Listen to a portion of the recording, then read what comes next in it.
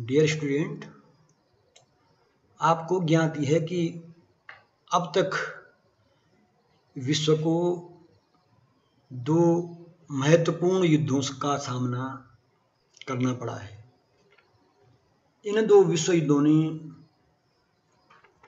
संपूर्ण विश्व में प्रत्यक्ष और अप्रत्यक्ष रूप से बड़ी मात्रा में जनधन और संसाधनों को क्षति पहुंचाई है।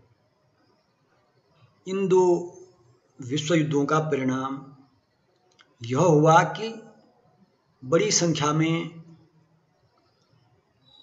इन युद्धों में न केवल जनहानि हुई, बड़ी संख्या में धनहानि हुई, बल्कि साथ ही मानवता को भी कुठाराघात हुआ है। इन युद्धों में मानवता शर्मसार हुई है। आपने खुद अध्ययन किया होगा कि तानाशाही शक्तियों द्वारा जिस तरह लोकतंत्र की हत्या की गई, अपनी तानाशाही प्रवृत्ति के कारण मानवता पर अत्याचार किए गए।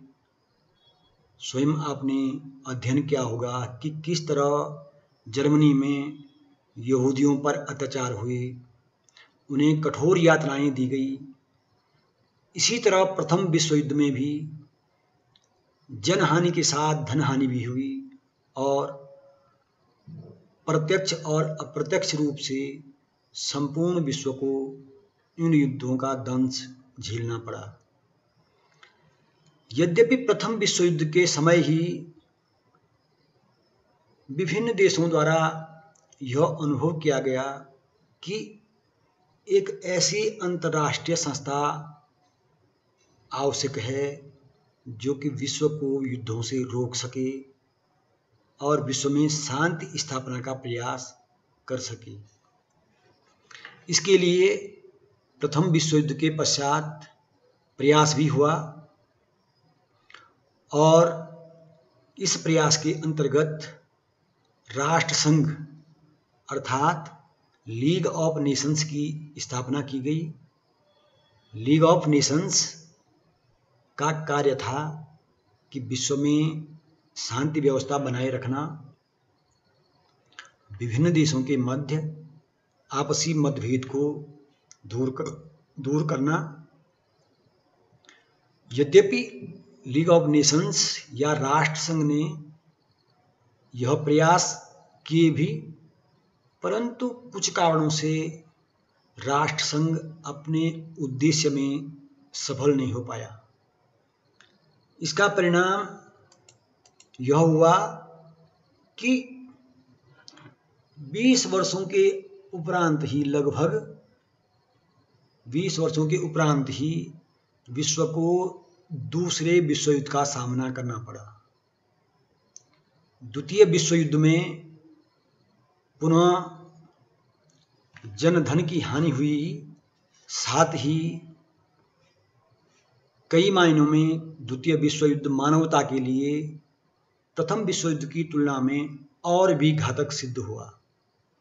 अतः इस बात की और भी आवश्यकता प्रतीत हुई कि अब ऐसे अंतर्राष्ट्रीय संगठन की, एक मजबूत और शक्तिशाली अंतर्राष्ट्रीय संगठन की आवश्यकता है जिससे विश्व को युद्धों से बचाया जा सके, विश्व में शांति स्थापना की जा सके तथा मानवता के कल्याण के लिए ऐसे कार्य संपन्न हो सकें जिससे विश्व युद्ध के खतरों से बच सके और मानव का विकास हो सके।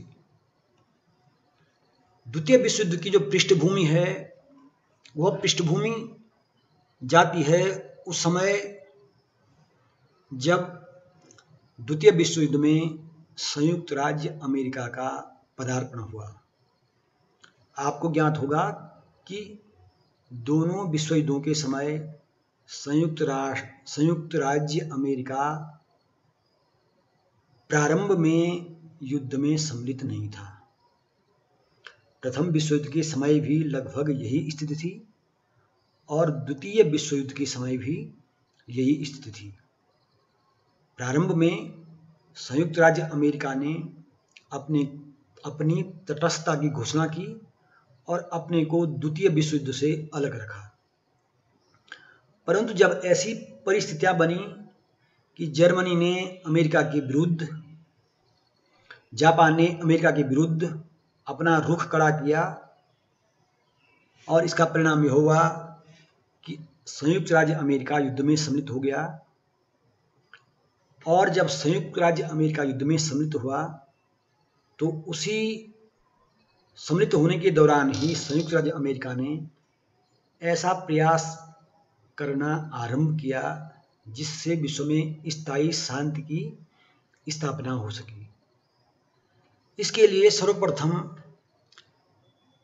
जुलाई 1941 में लंदन में मित्र राष्ट्रों का अर्थात तानाशाही शक्तियों के विरुद्ध जो देश युद्ध कर रहे थे उन देशों को हम इतिहास में मित्र राष्ट्रों के नाम से जानते हैं।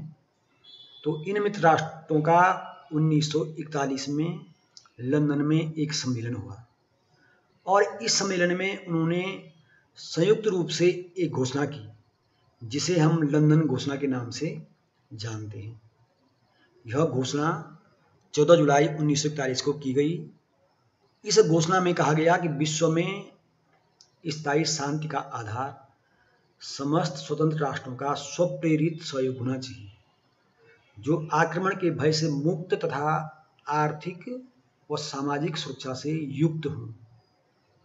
यद्यपि इस घोषणा में स्पष्टतः किसी संगठन की स्थापना का कोई उद्देश्य नहीं था, परंतु इसमें शांति स्थापना की बात अवश्य कही गई थी।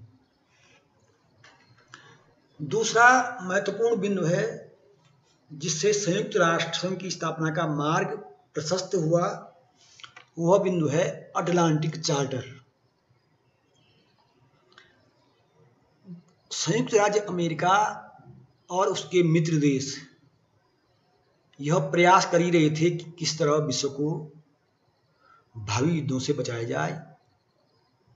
तो इस संदर्भ में 1941 ईस्वी में अमेरिकी राष्ट्रपति रूजवेल्ट और इंग्लैंड के प्रधानमंत्री चर्चिल, इन दोनों की एक मुलाकात, एक बैठक अटलांटिक महासागर में इंग्लैंड के जहाज प्रिंस ऑफ वेल्स पर हुई। प्रिंस ऑफ वेल्स इंग्लैंड का एक जहाज का नाम था। इस जहाज में अटलांटिक महासागर में अमेरिकी राष्ट्रपति रूजवेल्ट और इंग्लैंड के प्रधानमंत्री चर्चिल मिले और उन्होंने मिलकर एक संयुक्त विज्ञप्ति निकाली। इस संयुक्त घोषणा में उन्होंने 8 सिद्धांतों की घोषणा की। अर्थात इन दोनों ने यह तय किया कि द्वितीय विश्व युद्ध की समाप्ति के पश्चात भावी विश्व युद्ध में क्या व्यवस्था हो जिससे विश्व को युद्धों से बचाया जा सके। इसके लिए उन्होंने 8 बिंदु तय किए, जिनमें पहला बिंदु था संबंधित व्यक्ति की राय के बिना कोई प्रादेशिक परिवर्तन नहीं किया जाएगा। अर्थात किसी भी देश, क्षेत्र या विश्व के किसी भी भाग पर यदि कोई दूसरा देश अधिकार करना चाहता है या उस पर अपना शासन लादना चाहता है तो इसके लिए उस क्षेत्र से संबंधित व्यक्तियों की राय को जाने बिना उसमें कोई हस्तक्षेप या कोई प्रादेशिक परिवर्तन नहीं किया जाएगा। दूसरा महत्वपूर्ण बिंदु था कि प्रत्येक देश को यह अधिकार होगा कि वह अपनी इच्छा अनुसार अपने यहाँ किसी भी प्रकार की शासन पद्धति को लागू कर सके। अर्थात किसी भी देश को और वहाँ की जनता को ये अधिकार होगा कि वह अपने यहाँ अपने देश में किस प्रकार की शासन पद्धति चाहते हैं। तीसरा, संप्रभुता एवं स्वायत्तता का अधिकार केवल उन देशों को दिया जाएगा जो इससे वंचित थे। अर्थात जिन देशों पर दूसरे देशों का अधिकार था, अर्थात जो देश दूसरे देशों के उपनिवेश थे, उन्हें संप्रभुता एवं स्वायत्तता दी जाएगी। आपको इस बात पे ध्यान देना होगा कि यह बिंदु भारत पर भी तब लागू होता था क्योंकि उस समय भारत इंग्लैंड के अधिकार में था, या हम कह सकते हैं कि भारत उस समय इंग्लैंड का उपनिवेश था। अतः भारत को भी संप्रभुता एवं स्वायत्तता दी जानी चाहिए थी। उस युग में अटलांटिक चार्टर का यह बिंदु भारत पर भी लागू होता था। थोड़ा मैं वर्तमान उस बिंदु से अलग हटकर बताना चाहूँगा कि उस समय इंग्लैंड ने भारत की जो संप्रभुता एवं स्वतंत्रता की जो मांग थी, उसको यह कहकर खारिज कर दिया था कि अटलांटिक चार्टर भारत पर लागू नहीं होता। ये अजीब विडंबना है, इसको आप अपने उसमें ध्यान रखेंगे इस बिंदु को, इसलिए मैंने यहाँ पर इसका जिक्र करना उचित समझा। चौथा महत्वपूर्ण बिंदु था, सभी लोगों को विदेशी आक्रमण के भय से मुक्त होकर रहने का आश्वासन दिया जाएगा और इस बात के प्रयास किए जाएंगे कि लोग स्वतंत्रता पूर्वक अपने अपने राष्ट्रों में निवास कर सकें।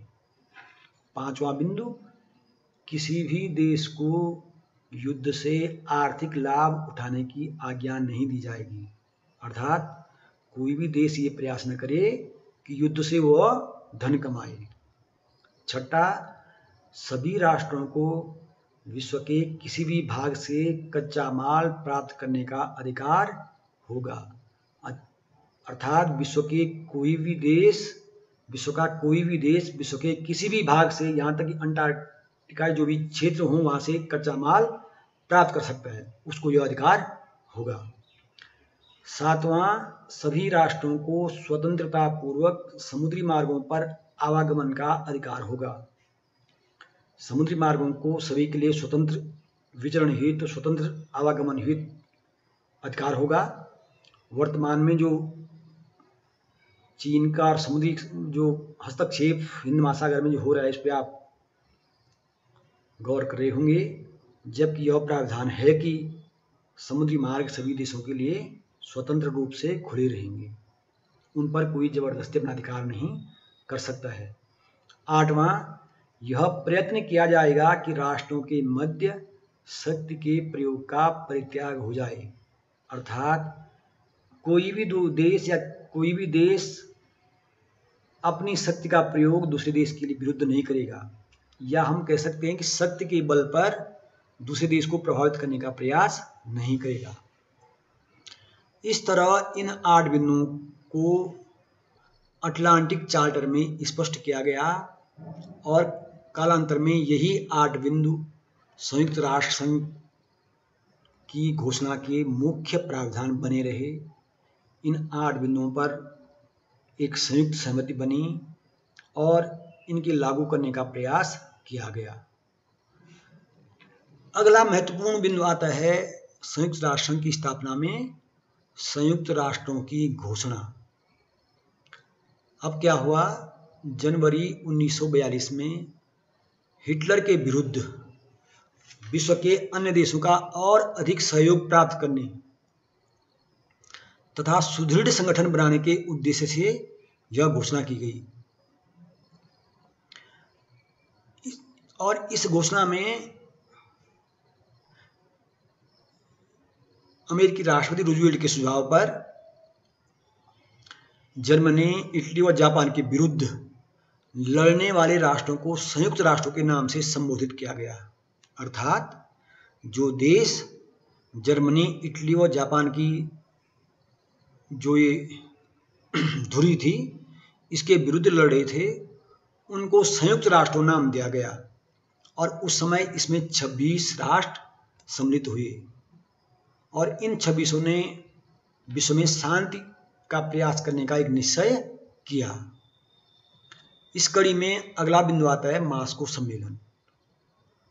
अब जो है, जैसे मैंने कहा, अटलांटिक चार्टर से यह स्पष्ट हो गया था कि एक अंतर्राष्ट्रीय संगठन ऐसा होना चाहिए जो अटलांटिक चार्टर के 8 बिंदुओं के अंतर्गत स्थापित हो और भावी विश्व में शांति की स्थापना कर सके, जिससे मानवता का विकास हो सके। तो इस कड़ी में जो अगला महत्वपूर्ण सम्मेलन था मास्को सम्मेलन। मास्को सम्मेलन जो 1943 में मास्को में हुआ, इस सम्मेलन में अंतर्राष्ट्रीय संगठन की स्थापना के उद्देश्य से 4 बड़े देशों के विदेश मंत्री मिले। ये 4 बड़े देश थे उस समय, रूस, चीन, इंग्लैंड व संयुक्त राज्य अमेरिका।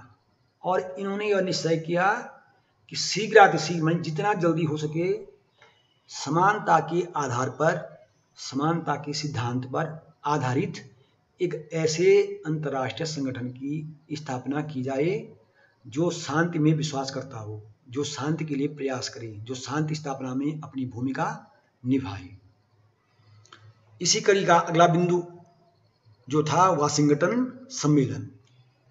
1944 में वाशिंगटन नगर के डम्बरटन ओक्स नामक स्थान पर एक सम्मेलन हुआ और इस सम्मेलन में अंतर्राष्ट्रीय शांति की स्थापना के लिए एक विस्तृत कार्य योजना तैयार की गई और यह कार्य योजना विश्व के अन्य देशों के सम्मुख प्रस्तुत की गई।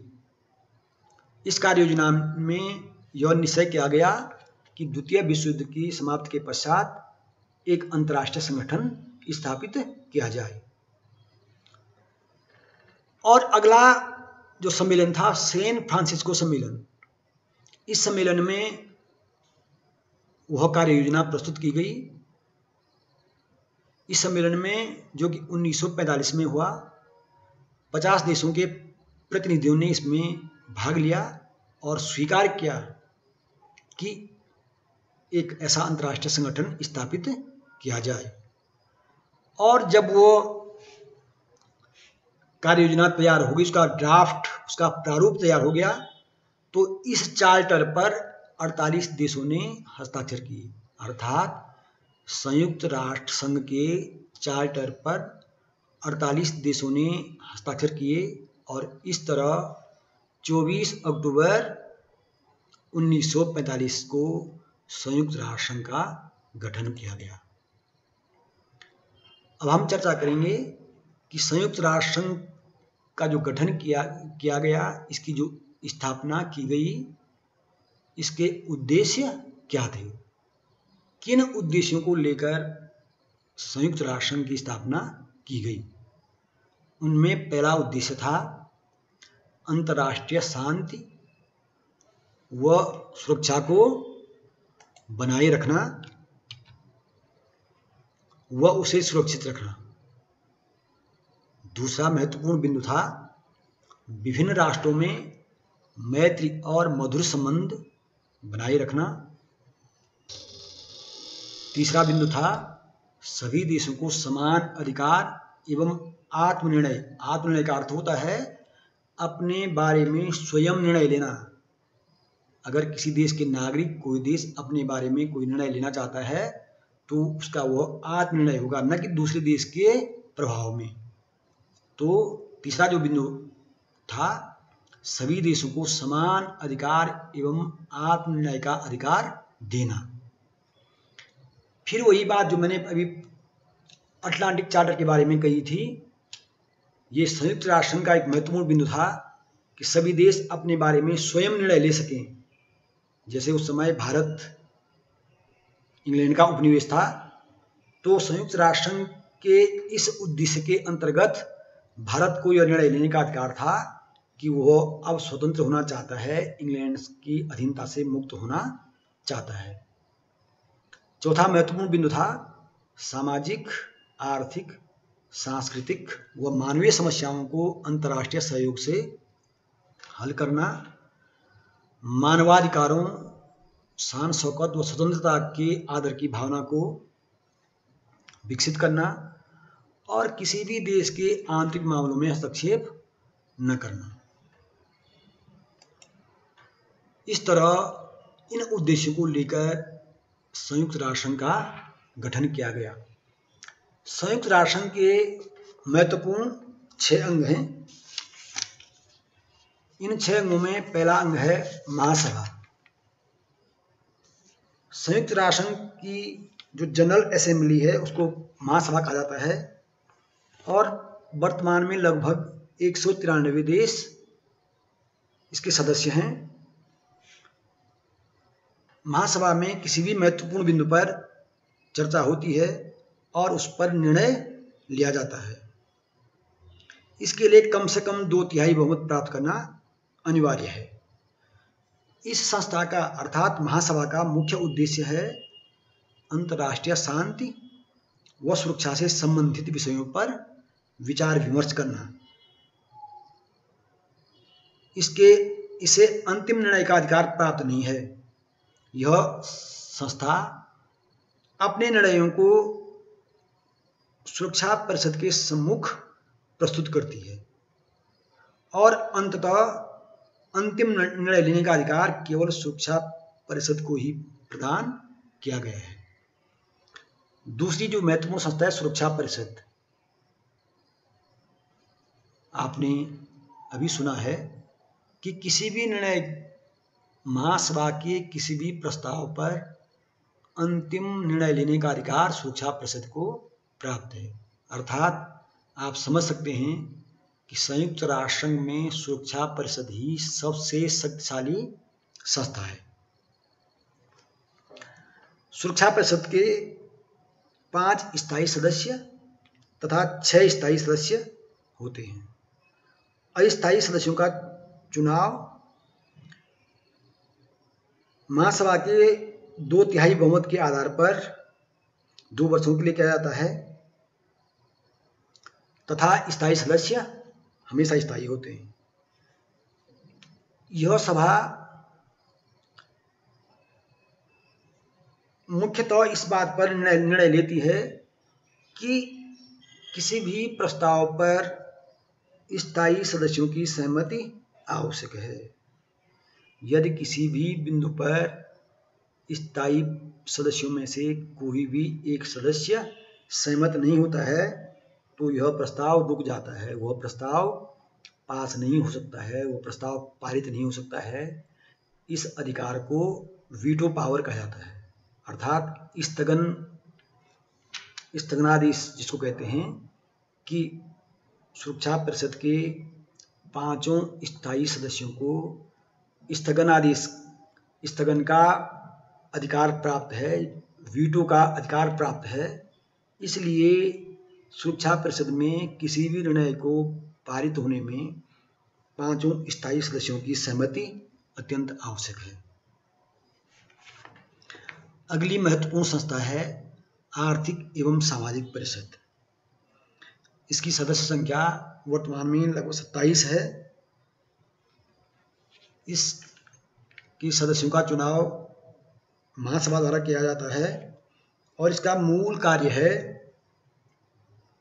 मानवता के जीवन मूल्यों को ऊंचा उठाना, रोजगार की व्यवस्था करना, सामाजिक एवं आर्थिक उन्नति करना और मानवाधिकारों एवं आधारभूत स्वतंत्रताओं के लिए सार्वलौकिक आदर भावना को प्रोत्साहित करना।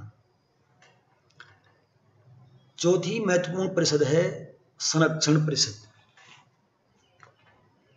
यह परिषद सुरक्षा परिषद के स्थायी सदस्यों के प्रतिनिधियों एवं उन सभी राज्यों के प्रतिनिधियों के द्वारा गठित की जाती है जो उपनिवेशों के प्रशासन की देखभाल करते हैं। अर्थात संरक्षण परिषद का कार्य है उपनिवेशों के प्रशासन की देखभाल करना। अब इस परिषद के अंतर्गत कौन कौन से क्षेत्र आते हैं जिनका प्रशासन जिन्हें हम उपनिवेश कह रहे हैं। अब उपनिवेशवाद तो लगभग समाप्त सा है, यद्यपि वर्तमान विश्व में आर्थिक उपनिवेशवाद चल रहा है, परंतु फिर भी हम ये कहेंगे कि पिछले युग में जो उपनिवेशवाद प्रचलित था, पिछले दौर में लगभग उस तरह का उपनिवेशवाद अब विश्व में कम है। फिर भी कई ऐसे क्षेत्र हैं जिन पर दूसरे देशों का प्रभाव है, जो दूसरे देशों के प्रभाव में आज भी हैं। इस तरह जो ऐसे क्षेत्र हैं उन क्षेत्रों पर आज भी संरक्षण परिषद की देखरेख में वहाँ का प्रशासन चलता है। ऐसे क्षेत्र कौन से हैं उन्हें मैं बताना चाहूँगा कि प्रथम प्रकार में ऐसे क्षेत्र वो हैं जिनमें पहले राष्ट्रसंघ की मैंडेट व्यवस्था थी, अर्थात जब लीग ऑफ नेशंस था तो प्रथम विश्व युद्ध के बाद लीग ऑफ नेशंस ने, राष्ट्रसंघ ने कुछ ऐसे क्षेत्रों को अपनी देख रेख में लिया था जिनका प्रशासन स्वयं लीग ऑफ नेशंस मैंडेट व्यवस्था के अंतर्गत देखता था। दूसरे क्षेत्र वे हैं जिन्हें शत्रु देशों ने द्वितीय विश्व युद्ध के पश्चात, अर्थात दूसरे प्रकार के क्षेत्र वो हैं जिन्हें द्वितीय विश्व युद्ध के पश्चात शत्रु देशों से छीन लिया गया था। जैसे जर्मनी, इटली या जापान के अधीन कोई क्षेत्र थे और उन्हें उनसे छीन लिया गया, तो वो क्षेत्र अब जो है संयुक्त राष्ट्र संघ की सुरक्षा परिषद के अधीन आ गए थे। उनकी प्रशासन की देखभाल संरक्षण परिषद करती है। तीसरे क्षेत्र वे हैं जिन्हें स्वेच्छा से प्रशासन के लिए उत्तरदायी राज्यों द्वारा संरक्षण परिषद के नेतृत्व में रखा जाता है। कई बार ये होता है कुछ देशों के कुछ क्षेत्र विवादास्पद हो जाते हैं और वो उन क्षेत्रों को ये चाहते हैं कि ये सुरक्षा परिषद के संरक्षण में रहें, तो उन्हें संरक्षण परिषद के अंतर्गत रखकर उनके प्रशासन की देखरेख की जाती है। संयुक्त राष्ट्र संघ का अगला महत्वपूर्ण संगठन है अंतर्राष्ट्रीय न्यायालय। यह अंतर्राष्ट्रीय मामलों की सुनवाई करता है तथा इसका मुख्यालय हेग में है। और जो संयुक्त राष्ट्र संघ का कार्यालय है, मुख्यालय है, वो है न्यूयॉर्क में। और यहीं जो सचिवालय है जहाँ संयुक्त राष्ट्र संघ की समस्त कार्यवाही होती है, सचिवालय, तो यह संयुक्त राज्य अमेरिका के न्यूयॉर्क में स्थित है। इस तरह संयुक्त राष्ट्र संघ अपने विभिन्न संगठनों के माध्यम से विश्व में शांति व्यवस्था, मानव विकास, मानव के जीवन को उन्नत बनाने का प्रयास करता है।